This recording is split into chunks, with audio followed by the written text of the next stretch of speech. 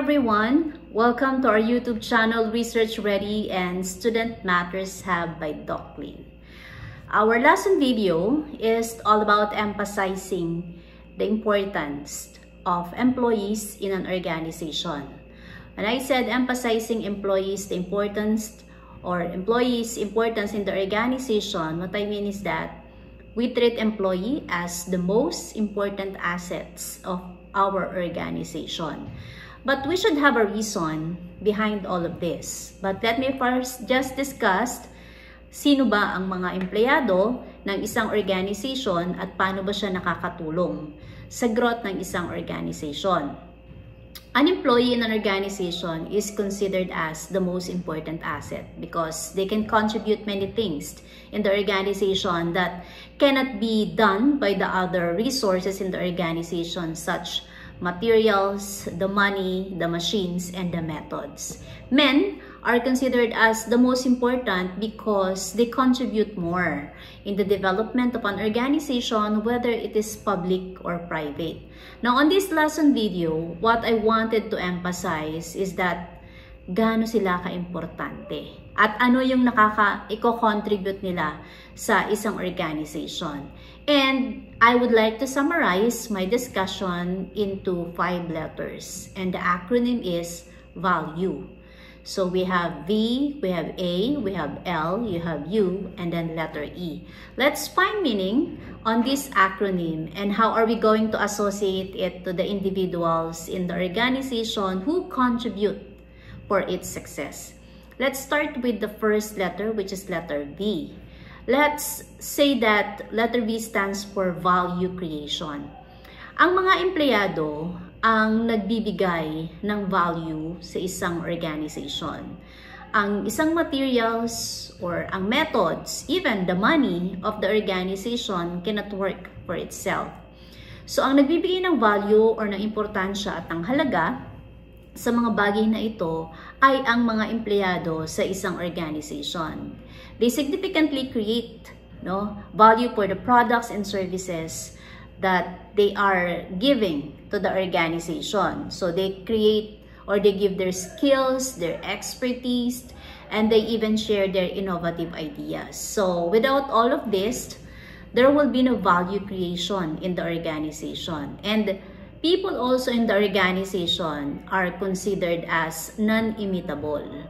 So when you said non-imitable, you cannot duplicate the same characteristics and skills of an individual to be part of your organization. Lahat ng mga empleyado ng isang organization ay may kanya-kanyang characteristics or attributes. At ito yung naibibigay nila sa organization para makatulong na mag-grow yung organization na yun at maging isang productive.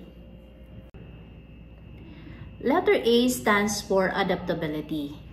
Employees are really very adaptable to the changing environment of any organization, whether it is public or private. So when you said adaptable, kaya nilang mag-adjust sa different circumstances. Look what happened during the pandemic. People can easily adjust on how they are going to work. They are really very flexible. At hindi naruruin yung organization. What I mean is that it does not stop its operation just because these people are very important. Without them, it cannot operate. So, ang mga tao na member ng isang organization, madali siya maka-adapt or maging flexible kung ano yung environment na meron siya. At ito ay napaka-importante para tuloy-tuloy na mag-operate ang isang business or isang organization. Now, aside from being adaptable to many challenges and uncertainties, so employees are also giving their leadership skills and their initiative, which are really very needed. Ang isang organization, hindi po pwedeng walang isang leader. Na kailangan siya yung magiging brain at siya yung magli-lead sa isang organization kung ano yung kanilang mga gagawin. Lalo na kung merong mga problema na nag-i-exist sa isang organization, there must be a leader to solve all those problems and to make decision making. Tingnan nyo kung gaano ka-importante ang employees sa isang organization. Pati yung initiatives. So sinasabi na rin natin yan, yung leadership tsaka yung kanyang initiatives. Kasi ang isang empleyado, hindi lang naman siya nandyan sa isang organization para gawin kung anong usual na pinapagawa sa kanya. Nag-grow ang mga employee at lahat ng kanilang mga development, sinishare din nila yan sa organization, and part of it are their initiatives. So you have to share more in the organization, and the organization will not grow without these people. It cannot stand alone by just using money, materials, or methods. They need men in order to operate in such a way that they will lead to success of the business or the organization.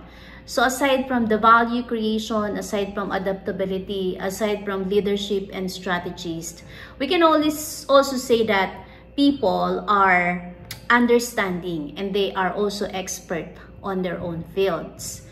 Walang ibang makakaintindi sa sitwasyon ng isang organization, sa sitwasyon ng mga tao sa paligid ng isang organization kung hindi ang kanyang mga empleyado. At sino rin ba ang gumagawa ng solusyon when something happen in the organization? So these are the people.